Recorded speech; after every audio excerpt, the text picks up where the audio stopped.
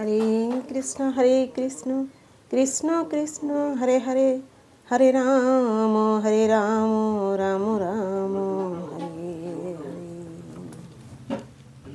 गुरु ब्रह्मा गुरु विष्णु गुरुदेव महेश्वर गुरु साक्षात् परम ब्रह्म तस्मै श्री गुरवे नमः। जय गुरुदेव जय गुरुदेव।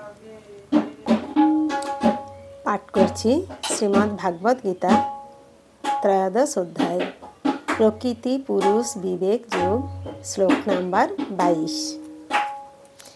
पुरुष प्रकृतिस्थ हि भुंक्ते प्रकृति जान गुणान कारणं गुण सहं संगस्य सदो सद्जनी जन्मसु।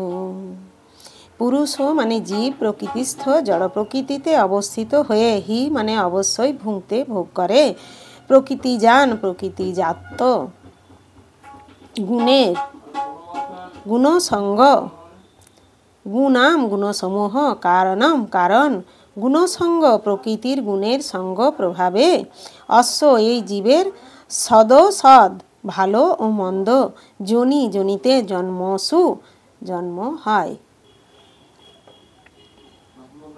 অনুবাদ। জড় প্রকৃতিতে অবস্থিত হয়ে জীব প্রকৃতিজাত গুণসমূহ ভোগ করে প্রকৃতির গুণের সঙ্গ প্রভাবে তার সৎ ও অসৎ যোনিসমূহের জন্ম হয়। তাৎপর্য।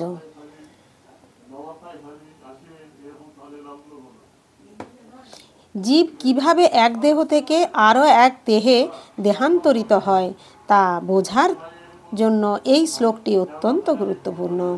দ্বিতীয় অধ্যায়ে ব্যাখ্যা করা হয়েছে যে পোশাক পরিবর্তনের মতো জীব এক দেহ থেকে আরও এক দেহে দেহান্তরিত হয়। জড় অস্তিত্বের প্রতি তার আসক্তি এই পোশাক পরিবর্তনের কারণ। জীব যতক্ষণ এই ভ্রান্ত প্রকৃতির দ্বারা মোহচ্ছন্ন থাকে ততক্ষণ তাকে এক দেহ থেকে অন্য দেহে দেহান্তরিত হতে হয়। জড়জগতের উপর আধিপত্য করার দুরাশার ফলে সে এই রকম অবাঞ্ছিত অবস্থায় পতিত হয়। জাগতিক কামনা বাসনার প্রভাবে সে কোনো দেবতা রূপে জন্মগ্রহণ করে, কখনো মানুষ রূপে জন্মগ্রহণ করে এবং কখনো পশু পাখি জলচর প্রাণী কীট পতঙ্গ সাধু সন্ত অথবা পোকামাকড় হয়ে জন্মগ্রহণ করে। সর্বক্ষণই এই দেহান্তর ঘটে চলেছে আর সর্ব অবস্থাতেই জীব মনে করছে যে সে তার পারিপার্শ্বিক অবস্থার নিয়ন্তা, কিন্তু কার্যত সর্ব অবস্থাতেই সে জড় প্রকৃতির নিয়ন্ত্রণাধীন। কিভাবে জীব বিভিন্ন দেহপ্রাপ্ত হয় সেই কথা এখানে ব্যাখ্যা করা হয়েছে। প্রকৃতির বিভিন্ন গুণের সঙ্গ প্রভাবেই এটি হচ্ছে। তাই প্রকৃতির তিনটি গুণের ঊর্ধ্বে উন্নীত হয়ে অপ্রাকৃত স্তরে অধিষ্ঠিত হতে হবে। তাকেই বলা হয় কৃষ্ণ চেতনা। কৃষ্ণ চেতনায় অধিষ্ঠিত না হলে তার জড় চেতনা তাকে এক দেহ থেকে অন্য এক দেহে দেহান্তরিত হতে বাধ্য করবে, কারণ অনাদিকাল ধরে তার হৃদয়ে জড় কামনা বাসনাগুলি রয়ে গেছে। তাই তার এই চেতনার পরিবর্তন করতে হবে।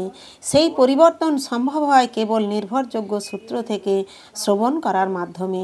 তার শ্রেষ্ঠ নিদর্শন এখানে দেওয়া হয়েছে। অর্জুন পরমেশ্বর ভগবান শ্রীকৃষ্ণের কাছ থেকে ভগবত তত্ত্ব জ্ঞান শ্রবণ করেছেন।